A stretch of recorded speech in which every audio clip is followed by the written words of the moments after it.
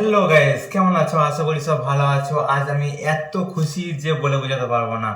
আজ আমার মেহনতের টাকা আজ আমার মেহনতের টাকা থেকে আমি একটা শখের জিনিস কিনেছি।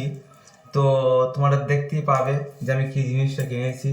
তো চলো শুরু করি। সকালে দোকানে বসে থাকতে থাকতেই চলে এলো আমার ডাক্তারটা, আর আমাকে একটা রক্ত রিপোর্ট দিয়েছে, আর তার জন্য আমি ব্লাডটা দিচ্ছি রক্ত রিপোর্ট করার জন্য।